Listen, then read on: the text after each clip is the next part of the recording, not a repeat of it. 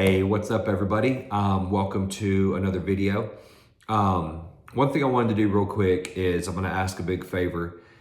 If you don't mind, if you could like and subscribe to these videos, I would really appreciate it. I'm trying to. I think it'd be cool if this was something big one day, but even if it's not, so be it. But the purpose behind these videos is mainly just I want to be able to reach people who were like me, who struggled with who God is and who struggled with viewing their relationship with God. And, because I love to tell people that I had it so wrong. And in terms of, just thinking that he was, some authoritarian figure who was just watching over me, waiting for me to mess up, when really he was just watching over me and waiting for me to come home and start living for him again. So it'd mean a lot if you did like them, even if you don't like the video, even if you just hit the like. But I'd love it if you subscribed, and if you felt compelled, maybe just share the videos, because again, at the end of the day, I think it would be the coolest thing on the planet if it reached somebody and it helped them who was maybe struggling with something. So I'm probably going to start asking for a like and subscribe in a lot of these videos. So don't get annoyed, but you're going to hear it. But anyways, so in church right now, we're going over the Songs of Solomon. And if you're not familiar with that part of the Bible, it's basically just about King Solomon, who was the son of King David. But it talks about Solomon and his pursuit of a lady, and it kind of, and PC broke it down of like how to kind of view or start tracking your relationship, because so many people get, so many people put physical attraction first, and he just kind of broke it down to where you should really you should kind of put physical attraction at the end. And he listed out spiritual attraction being number one, emotional attraction being number two, and then physical attraction being number three, in order of importance. And I didn't know how I was going to do a video because, this is about a single man going after a single lady. And as a married man, I don't really know where to go with it. But the more I listened to it, and I've watched it over and over again a few times now, it started to speak to me in a different way.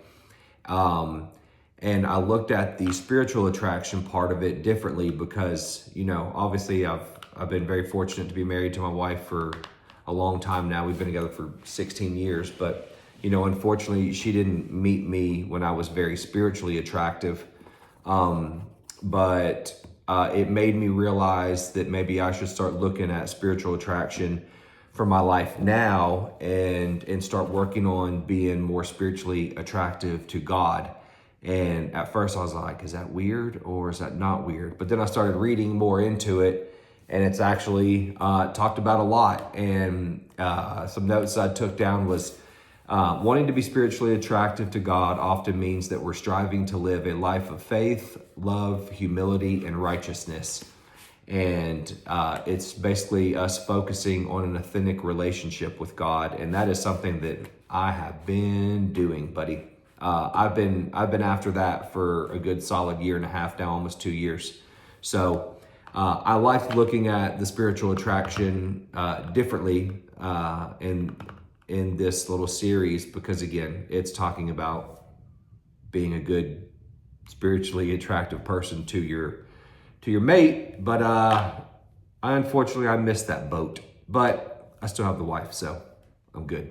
But yeah, I thought it was cool, and just look at being more spiritually attractive to God and ways you could be working on that in your life. And then the second one that he talked about was emotional attraction. And this is the one that actually really did, this one hit me pretty hard, because I know for a fact that I could do a better job of feeding my spouse's emotional needs and just, being a better husband to her. And one of the things he was focusing on is, always making sure you find the value in your spouse, because I read something somewhere one time where it said it was basically like there are two completely opposite people on this planet, and the people who are opposite in so many things find each other and marry each other.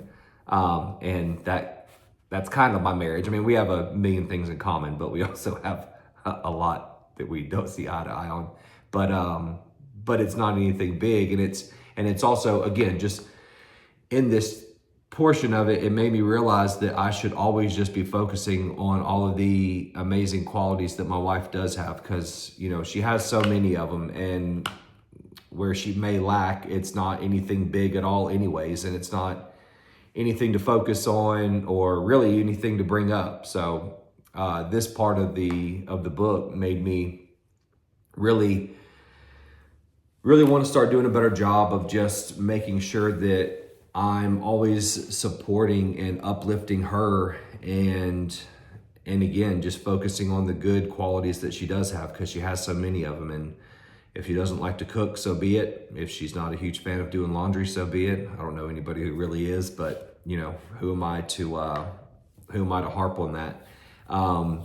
And you know, it's and some more notes on it would just, you know, stop saying things like, I wish you would blank more, or, you know, just don't focus on the person that they're not, because that's not going to do you any good. It's going to cause fights more than anything, probably.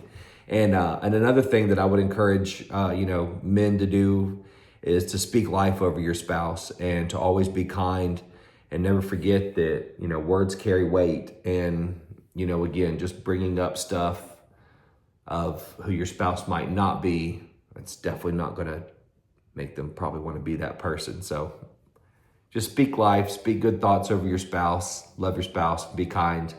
And another thing that I've really been doing lately that's made me just love my wife even more is I've been praying, and I make sure I pray over her, and I pray for her so much more now.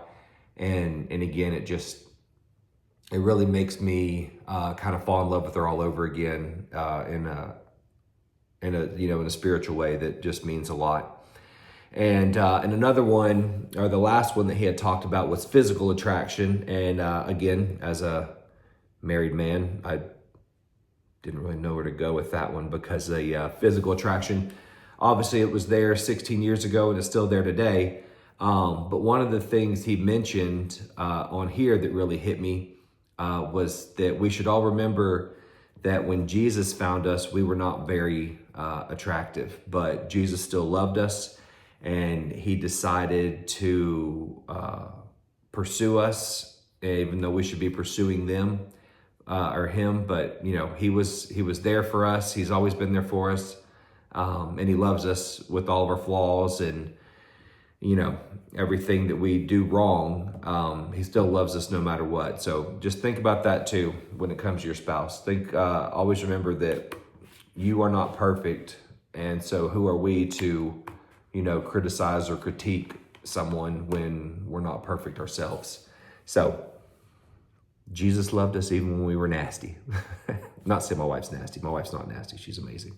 But yeah, it's a good series. And again, I hope it speaks to somebody in some regard, but just work on being spiritually attractive to God. And if you are a single person, work on being spiritually attractive to other singles out there, or even your current spouse.